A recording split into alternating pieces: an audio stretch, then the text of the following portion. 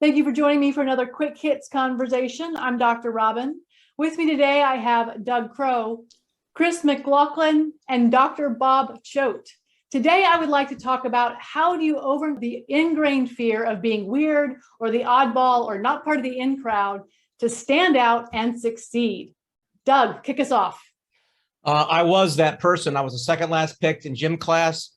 I was always ashamed by that, being the nerd of the class. And later in life, I was able to rise above by being the absolute best nerd and becoming a major in music, was in 3 bands, became homecoming king. So I broke out of that awkwardness thing at a young age. Happens now plenty. And there's different strategies for that. One is not care, and one is to ask them a question and sort of take it off yourself for a second. I think it's changing the world. I think previously, you had to be perfect. And I think the world's a bit more accepting that actually you imperfections are okay, maybe that bit chic. And it's not about being that sort of perfect college look. But sometimes you just feel that you want to speak and speak out, but then you say the wrong things. But trying to be somebody you're not and then say the wrong thing could be quite daunting. Yeah, I fully agree with that. I can recall when I was 5 years old, and the teachers and everybody thought I was mentally retarded, and it turned out that I was, because I was given an IQ test, and my diagnostic label was moron. That was it. That was an actual diagnostic label back in those days. Yeah, so I was introduced going through school, because it was in my jacket in the different schools that I went to. So I went to multiple different schools, and introduced as my formal name, Robert. This is Robert. Welcome, Robert the Moron. So, yeah, it wasn't until later that I got the right teachers and everything. But you have to go way back, because this happened back in the 1950s.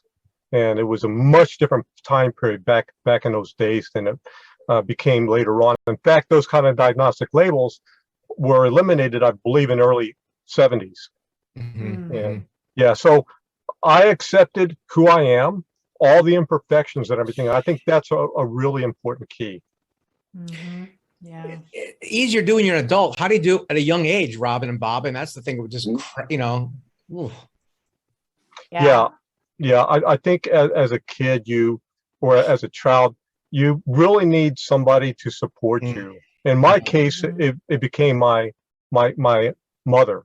She started teaching me martial arts starting at 18 months old. The martial arts became my foundation for everything that I do and everything I learned. Give you a place to fit in. I think that, correct. One thing I tell a lot of people is you have to decide you're not going to be mediocre. And I get that evolutionarily, human beings are designed to be part of the crowd, because not being part of the crowd, you're likely to get killed. But now in our world, we don't have saber-toothed tigers chasing us. It's not a thing. And so just accepting the fact that I don't need to be mediocre. I don't need to be part of the crowd. And if you follow the crowd, you always get there last. Be willing to be first. And there's micro communities too, right? If I have a handlebar mustache, or I'm a transgender, well, I've got people I can hang with. Yeah. So back to the point, be willing to not be afraid of being different, to not care. But I know that's really hard. It's easy to say, but it's so hard to do. And so then the question has to be asked, why do I care? What am I afraid of? Yeah. It's funny what Doug and Bob said there, because they both went back to their childhood. And I don't know if I'm rightly or wrongly, but it says to me coping strategies have improved as you get older and actually get more comfortable in your own skin. But as you said, I think as you said there, Doug, it is hard when you're younger when you don't have that armory, so to speak, to support yourself. And Robyn, we talked about the pleaser thing, right? Being a pleaser. And I suffer from that, still do probably, extreme level, where I would, help people out to the point where I wasn't even charging them for stuff, right? The currency of affirmation was more valuable than money. And that kind of, that's got to come from somewhere, right? I think a lot of that, as we get older, we start not to care as much, as Chris said, and that's very important distinction for the younger people. And I can recall going back and having to speak in public and having that fear, like a lot of people. I mean, in fact, I would rather have been shot at. I spent eight years in the Marine Corps. I'd rather been shot at than speak on stage. Now I just love it. So, but I had that shift, and it's easier again because I'm now 70 years old and still going at it. So going back to the concept of how do you get comfortable with being able to stand out? You know, the whole idea of the tall poppy gets its head cut off. How do you get over that feeling of no, I can't stand out, and really step into your brilliance, step into your uniqueness and who you really are? I think self-acceptance is really the start of it, and then challenge yourself a little bit each day. I remember, oh gosh, maybe it's been about 5 years, and I decided to challenge myself to next steps. I was in the middle of Trader Joe's, and I started belting out a course of Oklahoma in front of everybody.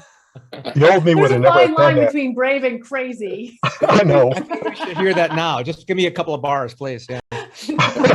No. Bob is like, no. Okay, so Bob, if you don't have that confidence to even look in the mirror and say, I'm worthy, I mean, if you don't have a mom or someone who affirms you, where can you get it from? Read a book? I mean. Well, so what if it's not confidence? What if it's bravery?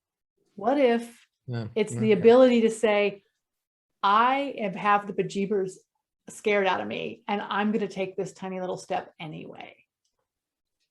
Called jumping out of a plane, doing a halo jump at about 35,000 feet. That's, I was with First Force Recon in the Marine Corps, and that was the ultimate for. Yeah. My first night instrument landing. Yeah. Flying instruments in the dark over Key West. That's tough. It's funny when you get it from bravery. It reminds me of the Dale Carnegie book, How to Stop Worrying and Start Living. You know, 97% of things you worry about never happen. The 3% that does, you can't control it anyway. Mm-hmm. So that's sort of helped me out at a young age when I read that one. Yeah. Well, and if you have something that you really want to accomplish and you're willing to articulate it out loud so that your whole brain can hear it, and then say, okay, what's stopping me, and figure it out and be brave. I had someone ask me yesterday, why are you so brave? And I'm like, I just figure, you know what? Worst case, it doesn't work. It's not going to kill me. People may laugh at me. Unless it's a bad halo jump, then it's going to kill you. Yeah, well, fortunately, I'm not jumping out of airplanes. Yeah. But for the most of it, you're right. It's not going to kill you. And the worst thing that could happen on stage, if you're speaking for the first time, you're nervous, is, you'll sweat a lot, but you're not going to die. That's a good point. I like bravery versus confidence. Yeah. Question I asked to the floor then, is it okay not to be perfect? Because everything we do, we try and do at the highest level. Is it have infallibility and always not striving to be the best? Is that a possibility? Managing the discontentment between excellence and perfection, I think, is one of the most challenging things. How do you manage the fact that it makes you unhappy that it's not going to be perfect? And if you can't do it yourself because it's not going to be perfect, when you get really good, you're never going to be able to delegate it either, which is a whole separate problem. Yeah. So this whole thing about perfection, and because I'm also half Japanese, and in Japan, there's beauty in imperfection. They see it everywhere. And I think if we can accept that we have that beauty in our own imperfections. Again, I said I was a moron. I've also been a lifelong stutterer, so I have to accept that as well. And I said, okay, I'm really wonderful being who I am, and I can express that. I don't want to be a copy of somebody else. I just want to be the best me that I can possibly be. So that's what I accepted, all the imperfections, whether I stutter or not, and just get out there and just do it. Yeah. Perfection's a myth. Excellence is a goal. So which would be better, acceptance or bravery? Why can't they be together? Okay. Which one would be first? I don't know. That depends upon the person and where they are, where they find themselves. Is it a matter of accepting that I'm going to be brave? See, I'm getting free coaching here. I like that. Okay. Yeah, there you go.